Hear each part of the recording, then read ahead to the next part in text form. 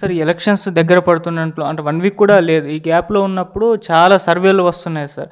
దాదాపు ఈ 2 రోజులు కలిపి ఒక 10 సర్వేల వరకు వచ్చాయి. అయితే ఈ దగ్గర ఎలక్షన్స్ దగ్గర ఈ టైంలో వచ్చిన సర్వేలన్నీ కూడా దాదాపు 70% టీడీపీ ఫేవర్‌లో, ఒక 30% వైసీపీ ఫేవర్‌లో ఉండడం చూస్తున్నాం. మరి సర్వేల ప్రకారమే రిజల్ట్స్ కనిపిస్తాయంటారా? లేకుంటే ఏమైనా మార్పు ఉంటుందా? మీ ఒపీనియన్ ఏంటి సార్? ఎలా ఉంది సార్ గ్రౌండ్ రియాలిటీ? అంటే సర్వేలు ఎవరికి చేస్తున్నారనేది ఒకటి ప్రశ్న, మొదటి ప్రశ్న. ఓకే. ఎందుకంటే ఇప్పుడు చాలామంది రాజకీయ నాయకులు కానీ, రాజకీయ పార్టీలు కానీ సర్వే టీమ్స్కు డబ్బు ఇచ్చి సర్వేలు చేయించుకుంటున్నారు. అటువంటి ఏజెన్సీలు చాలా ఉన్నాయండి.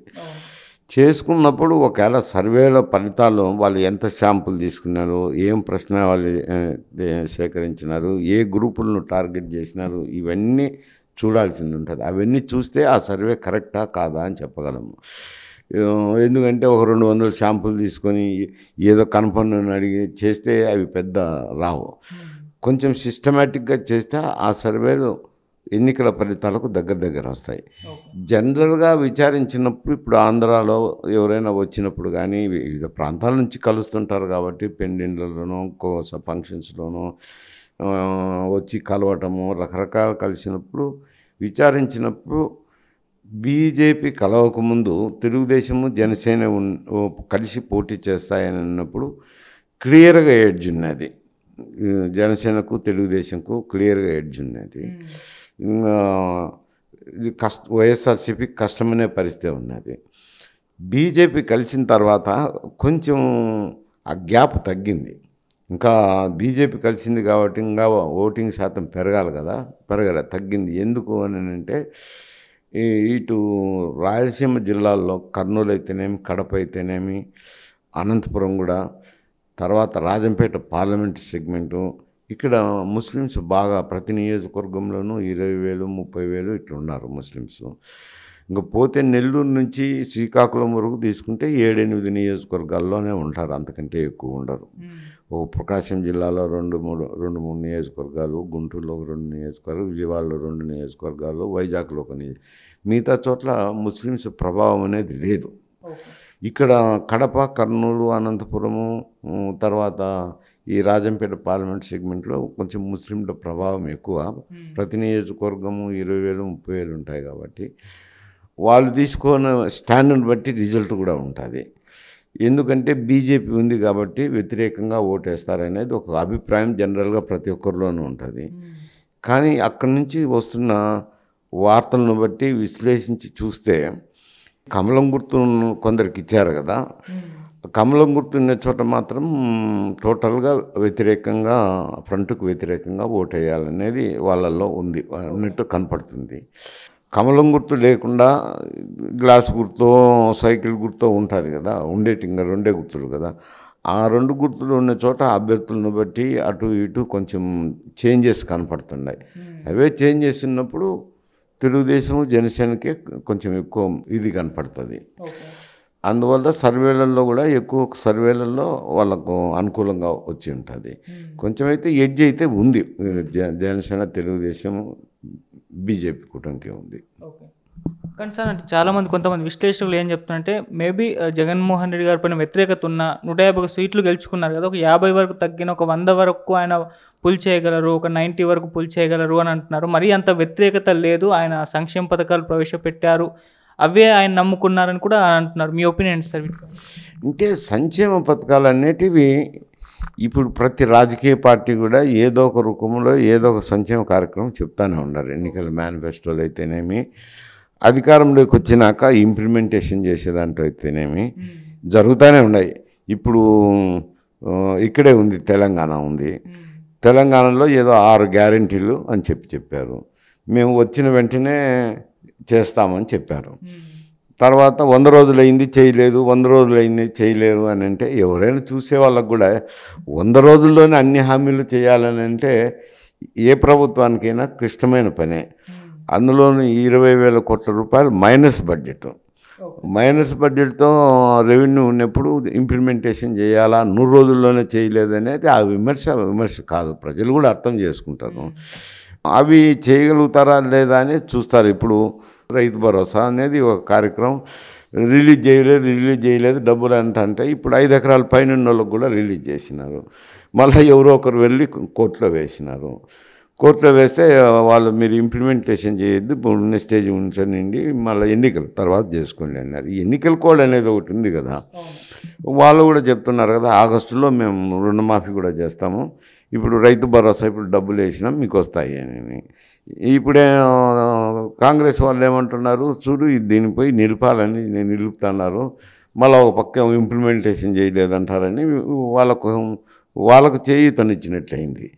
అట్లే అక్కడ కూడా సంక్షేమ కార్యక్రమాలు అమలు జరుగుతుంటాయి. జరిగినప్పుడు అన్ని పార్టీలు కూడా సంక్షేమ కార్యక్రమాలు పెడుతుంటాయి.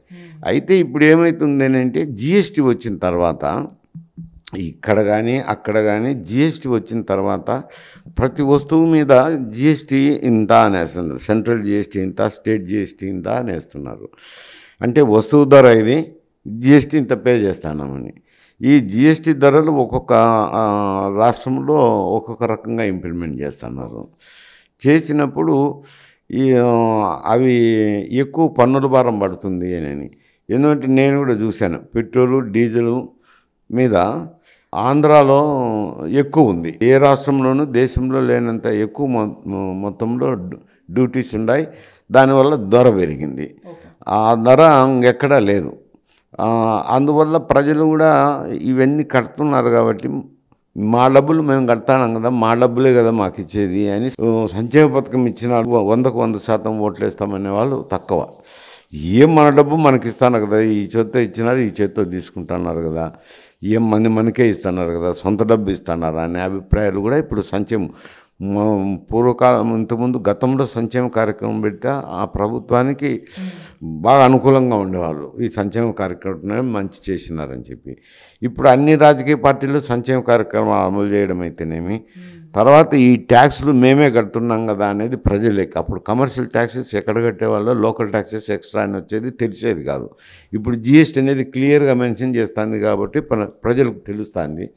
తెలిసినందువల్ల మేము కట్టిన పన్నులు మాకు వచ్చిన ఆదాయం నుంచి ఇచ్చేవాళ్ళే కదా, ఒక కొత్తదేం వాళ్ళ జోబీలో నుంచి ఇవ్వడం లేదు కదా, ఈ చేత్తో ఇస్తారు ఆ చేత్తో తీసుకుంటారని ఇంటి రకరకాల కామెంట్స్ ఉన్నాయి. అంత సంక్షేమ కార్యక్రమాల వల్లనే పూర్తిగా ప్రభుత్వం వస్తుంది అనే దానికి ఇప్పుడు అవకాశం లేదు.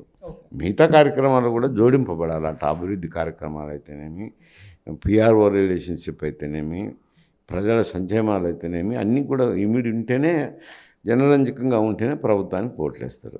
మీ అంచనా ప్రకారం కూటమికి ఎంతవరకు సీట్లు వచ్చే ఛాన్స్ ఉంది, వైసీపీకి ఎంతవరకు వచ్చే ఛాన్స్ ఉంది? అంటే ఎందుకంటే నేను సర్వేలు చేయించలేదు కదా, జనరల్గా ఏదో సామాన్య ఫంక్షన్లో కలిసినప్పుడు ఫోన్లలో మాట్లాడినప్పుడు జనరల్గా అడుగుతాను కాబట్టి నెంబర్ చెప్పలేము, ఒక నాడి చెప్పగలం. కానీ జనరల్గా ఇది సర్వేలు చేయిస్తే సంఖ్యలు చెప్పగలుగుతాము. లేదు ఎవరో చేసిన సర్వేలు నేను చెప్పి అది కరెక్ట్ కాదని నాకు తెలియకుండా నేను ఎందుకు చెప్పాలి ఆ సర్వేల గురించి, ఆ సంఖ్యాభంగా. జనరల్గా అయితే కొంచెం ఎడ్జ్ అయితే తెలుగుదేశము, జనసేన, బీజేపీ కూటమికి ఉంది. ఏది ఈవెన్ రాయలసీమలో కొంత ఇబ్బందికర పరిస్థితి ఉన్నా.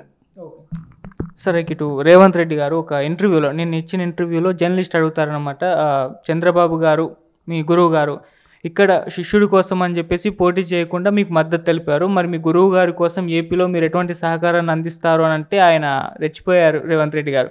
గురువు శిష్యులు అన్నోళ్ళు బుద్ధి లేని వాళ్ళు, వాళ్ళని ముడ్డి మీద దన్నాలి అన్నట్టుగా ఆ విధంగా మాట్లాడారు.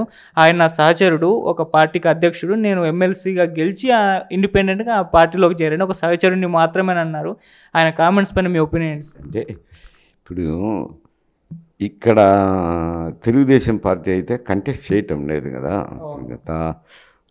ఫస్ట్ ఒక ఎన్నికలో అయితే చేశారు, కాంగ్రెస్తోనే కలిసి చేశారు.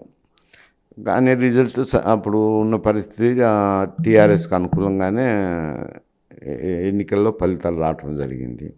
అటు తర్వాత వైఎస్ఆర్సీపీ అయినా కానీ తెలుగుదేశం అయినా కానీ ఆంధ్ర ప్రాంతానికే పరిమితమైనారు. ఇక్కడ పెద్ద ఏదో వాళ్ళ శిష్యులకో వాళ్ళకు తెలిసిన వాళ్ళకో చెప్పటం వరకు మేరకే ఉంది, కానీ కంటెస్ట్ చేయడం అయితే చేయటం లేదు.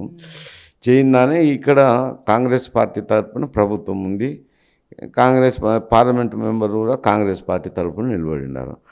అక్కడ ఆయన చంద్రబాబు నాయుడు గారు తెలుగుదేశం పార్టీ, జనసేన కలిసి కూటమి తరఫున వాళ్ళు కంటెస్ట్ చేస్తున్నారు. తర్వాత కాంగ్రెస్ పార్టీ తరఫున షర్మిలమ్మ గారు అధ్యక్షురాలుగా ఉండి క్యాండిడేట్లను పెట్టుకొని ఆమె ఎంపీ కంటెస్ట్ చేస్తే ఆమె ఉంది అక్కడ. వైఎస్ఆర్సీపీ అక్కడే పరిమితం అయి ఉన్నారు. కానీ ఆయన రేవంత్ రెడ్డిని ఆ మాట అడగడం తప్పు విలేకరి. ఎందుకంటే కొంచెం ఇరిటేటింగ్ క్వశ్చన్. గురువు శిష్యులు అనేది రాజకీయాల్లో ఉండవు ఎక్కడ. ఏదో ఆయన కొద్దీ ఆయన ఎదిగి వచ్చినాడు, ముఖ్యమంత్రి అయినాడు రాష్ట్రానికి. ఇక్కడేమో చంద్రబాబు నాయుడు ఇప్పుడు ప్రస్తుత పరిస్థితి అయితే ఆయన ఒక పార్టీకి అధ్యక్షుడు, ఆ ప్రాంతంలో ఆయన అధ్యక్షుడు, ఇతర కూటమి కట్టుకొని ఎన్నికల్లో పోతున్నారు. ఈయన కాంగ్రెస్ పార్టీకి సహాయం చేస్తాడు కానీ, ఎందుకంటే మన వైజాగ్లో కూడా మీటింగ్ వెళ్ళొచ్చాడు కదా షర్మిల తరఫున, కాంగ్రెస్ పార్టీకి ప్రచారం చేసి వచ్చాడు.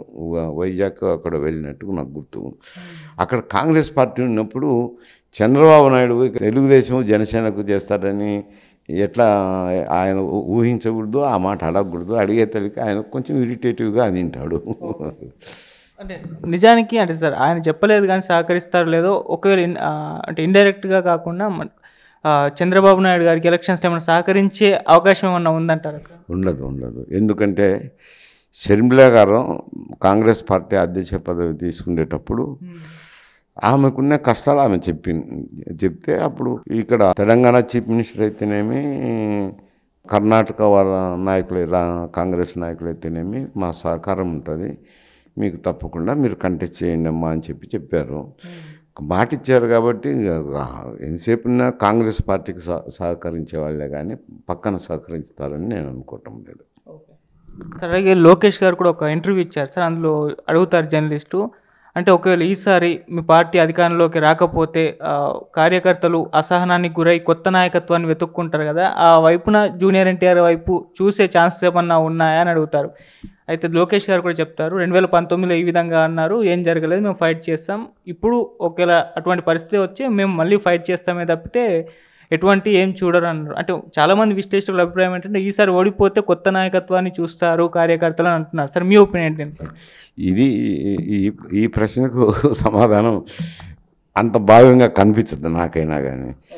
ఎందుకంటే రేపు 4 రోజుల లోపల ఎన్నిక జరిగిపోతుంది. ఇటువంటప్పుడు ఒక విశ్లేషణ చేసేవాళ్ళు ఒక క్లియర్ కట్ విశ్లేషణ చేయడం అనేది అది మంచి స్వభావం కాదు, నాలాంటి నాయకులకు మంచిగా కూడా కనపడదు.